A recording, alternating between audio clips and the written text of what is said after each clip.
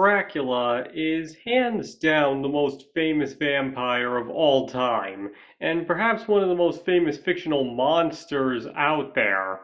In fact, Bram Stoker's 1894 novel is considered the most adapted book in film history, showing just how wide-reaching the influence of both his story and the character of Dracula really are. And yet, for all of that, how many people actually know who the real Dracula was? And no, I'm not referring to Vlad the Impaler, both because that story is very well known and because it's been disputed whether or not Stoker was even aware of the man's existence. No, instead, what I want to cover here is how Dracula was presented in the book, precisely how he behaved, what powers he had, and how he looked, and what role he actually played in the story. Now, please do note here that I actually have had the pleasure of reading the original novel, and I am mainly making this video because I was a bit surprised at how far removed the original Dracula was from a lot of common vampire stereotypes. And also, there will be spoilers for the book ahead. So in case you plan on reading it and don't want anything ruined, you should turn off the video before I go any further. This is the only warning I will be giving you. Okay, so to get right into it, let's first go over all the things commonly associated with vampires that actually are in the original novel. And for starters, he really does come from Transylvania, pronounces his W's as V's, at least at first, is repelled by garlic and religious objects, he does turn into a bat, he does occasionally wear a black cape, he really is undead, his eyes have a hypnotic influence over people and do indeed sometimes turn red. He does not cast a reflection in mirrors or any other surface. He lives in an old, creepy castle. His bite marks can turn other people into vampires. Is a complete monster who has absolutely no remorse for anything he does and has no sympathy for any mortal. Does have a widow's peak. And most importantly, he does indeed feed on the blood of the living and is absolutely insatiable for it. But that's where the similarities end. Now let's take a look at some differences. And the best place to start is probably with his appearance. Because you see, the original Dracula didn't look like Bela Lugosi, Christopher Lee, or even Gary Oldman. But rather than have me describe him to you, I'll just show you a portrait of him painted exactly from how he's described in the book. Yes, that's right. Dracula was by no means a handsome man. He had huge eyebrows, only very subtle fangs, nowhere near the hugely pronounced ones usually depicted, and something you can't see in this picture, pretty hairy palms. Now, what's also interesting to note is that he ages the longer he doesn't have blood, which is why when Jonathan Harker first meets him, he has the appearance of an older man, as shown in the picture, but later on starts looking progressively younger as he gorges himself on more and more blood. But even then, he's still far from attractive looking. Now, another feature usually missing from other vampires is that he has a mustache, which, if I'm remembering correctly, is even brought up several times as almost like a meter to indicate how much blood he's drank and how much more he needs. But I could be completely misremembering that, so forgive me if I'm wrong there. But either way, one scene from early on that's very significant is when Harker actually tries to kill Dracula after he finds him asleep in a box by hitting him in the head with a shovel. But all it does is give him a scar he has for the rest of the book, which also shows he doesn't have the insane healing factor vampires are usually depicted with. Now, the reason I emphasize that Harker found him sleeping in a box is because in the book, he doesn't always sleep in a coffin. All it has to be is a box of Transylvanian dirt. He's shown to prefer coffins, but it's not a requirement. And also, simply mixing the dirt with the divine host bread prevents him from being able to sleep in it. And speaking of sleep, that's where we come to perhaps the most important misconception from the original book. He isn't destroyed by sunlight. The reason he likes to sleep during the day is because he's not nearly as powerful. He's shown many times moving about during the day without any issue. You see, it's very similar to us. We don't need to sleep at night and can stay up if we have to for any reason. We just choose to sleep at night because, as beings who rely on eyesight, we are much more comfortable and productive during the day when the sun is out and easier to see. And the same applies to Dracula. As his powers only work at night, he chooses to sleep during the day, but he doesn't have to. However, if he does sleep during the day, then he can't wake up until it's night. But he has absolutely no aversion to sunlight, and if he did, then he would have been dead in the first chapter. Now, speaking of his powers, the one he's shown to rely on the most in the book is his ability to shapeshift, which, if you remember that picture, is the only way he's able to appear attractive. Now, needless to say, one form he does take on is a bat, but that's only because bats can fly. You see, the only time in the book he turns into a bat is when he's trying to get into the second story window of a potential victim. The animal he actually seems to prefer turning into is a wolf, and his favorite form, other than his human one, is actually an incorporeal mist, and is described as moving this way several times. But other than that, his other preferred power, and one he relies on frequently, is his control over animals. In the book, he can make animals do anything, and they are a complete slave to his will, while his control over people seems to be much more limited. While he is shown to be able to control the human mind to a very minor degree, he seems to prefer manipulating people into doing what he wants, which implies that unlike most other vampires, humans are pretty safe from his mental influence.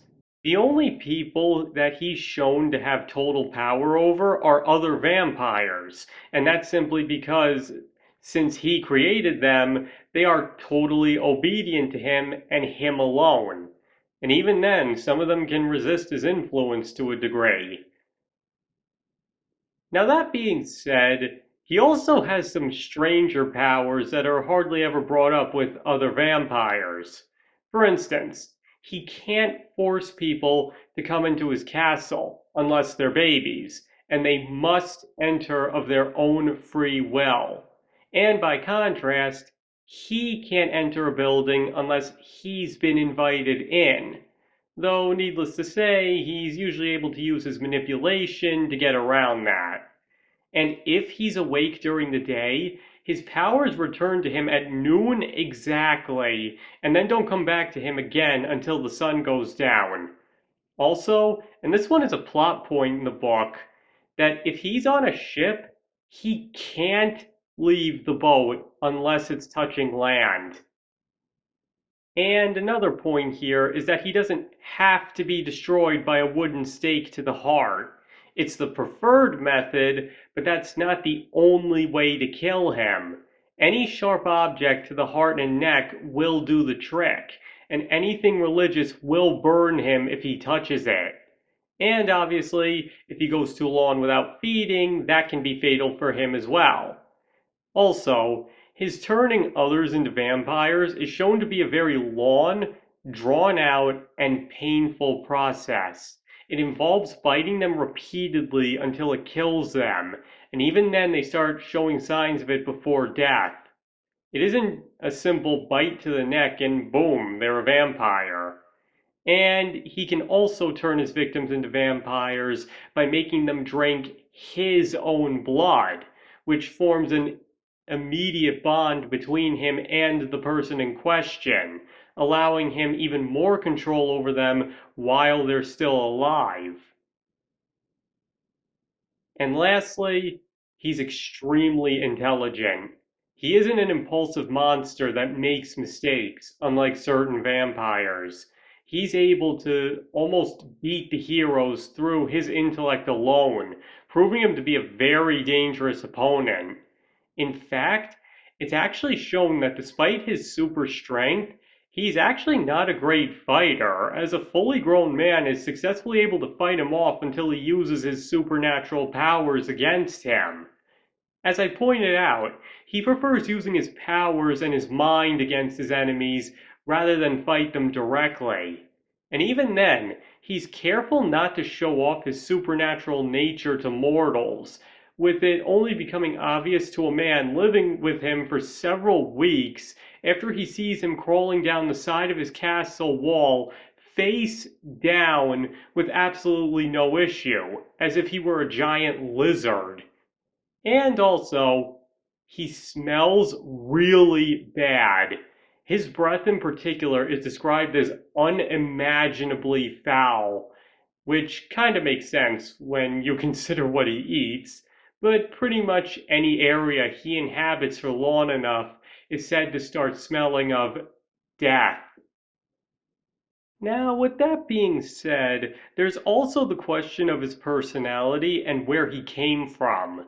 And though his origin in the book is never explained and only speculated briefly by Van Helsing, the novel's true hero, by the way, but what he says, combined with scholars' studying of the book, has given some clues as to where he came from.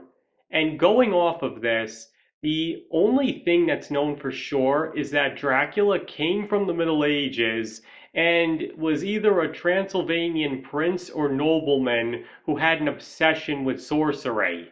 This much is a given. But what Van Helsing speculates happened is that while Transylvania was at war, Dracula desperately turned to the occult or some other form of black magic in order to help achieve victory, turning himself into an undead vampire in the process. Then over time, he lost his identity to this disease until he was completely consumed by it, with his only two goals after that being to survive and spread his vampirism. Now, again, this is all just speculation, but if you ask me, this origin makes a lot of sense, as Dracula is definitely of a high class background. Vampires have always been associated with demons and other evil forces, and all the other vampires in the book are the minions of Dracula, implying that he both created them and that he himself was turned by other methods, as he doesn't answer to anyone. He alone is clearly the mastermind behind his own schemes. And given the fact that according to Van Helsing, the undead have been around before, it does suggest that they usually happen in bursts, which once again implies it's the result of one person doing something rash and then spreading their disease onto others. But perhaps most importantly, there's how he behaves as well. Now, when you first meet him, he actually appears to be very friendly and even comes across as a bit lonely. So it's honestly a little surprising to see just how evil he actually is. Because when he drops the act, he drops it. And, as is the case with most vampires, there's absolutely nothing natural in his behavior. But we also see that he goes out of his way to act like a normal person. For instance, the reason he has Jonathan Harker come to his castle in the first place is so he can lose all trace of his accent, learn everything there is to know about London, and to test how normal he can really act on Harker. And all of this in addition to making sure he acquires properties he can store his coffins in legally so there's no risk of being found out through government bureaucracy. In other words, Anything about Dracula that appears human is an act, but it's a very good one, to the point that after only 4 months with Harker, he's able to blend in London, a place he's never been to in his many centuries of living, so well that nobody gives him a second thought. In public, he only behaves as an utmost gentleman, and it's terrifying. You see what I'm saying about his intelligence? But in the end, he's also extremely monstrous. He has a really violent temper that he unleashes the moment things don't go his way, even throwing almost childlike tantrums at times. And though he's a great planner, he appears to become stuck the moment someone throws a monkey wrench into his plans, taking a long time to come up with a counter plan. And even with all of his powers, he's shown to quickly run away from a fight unless he's sure he can win, as shown when he usually only goes after the defenseless people and books it the moment he's confronted by four men holding religious objects, hurling pretty hollow threats at them once he's made it to safety. A few different characters even comment on his mental state, and they all come to the conclusion that he's both very intelligent, but at the same time seems to suffer from mental impairments, especially when it comes to abstract thinking. And this is one of the biggest advantages they have against him, that for all of his planning and intelligence, he can be rather predictable, especially when he has to think on the fly. In fact, according to modern analysis of his character, Dracula seems to have the most in common with sociopaths, though even then he doesn't quite match that diagnosis. But given the fact that he is a supernatural creature, he honestly shouldn't fit any conventional diagnosis perfectly. And again, when he shows his true colors, it is not pretty. It's frankly amazing how many different ways Bram Stoker could describe a face, and the eyes in particular, as looking like the embodiment of all evil or a window straight to hell. In other words, Dracula is not the handsome sex god with powers so impressive he could take on an entire army like vampires are sometimes portrayed as. In the end, he's just a being of pure evil that's not interested in anything that doesn't get him ahead. He was a callous, selfish, angry, bitter, evil old man that puts on the facade of a friendly face, while behind it lurks nothing but a thought machine trying to think of the best way to kill you. There's no remorse, no complex thinking, and no regret. That was the Dracula from the book. And honestly, that combination of pure evil, intelligence, manipulation skill of both himself and others, bad temper, and supernatural powers might still just make him one of the scariest monsters in all of British literature. So at the end of the day, it's really no wonder why he went on to become the most famous vampire of all time, even if a few things about him were lost and changed along the way. Alright, that's everything I wanted to say. So now I'd like to hear from you guys. What's the scariest portrayal of Dracula you've ever seen? And what do you think of the original novel's interpretation of him? Were you surprised or not? However you felt, please let me know in the comments below. And thank you all for watching. I very greatly appreciate it. And I hope to see you all next time.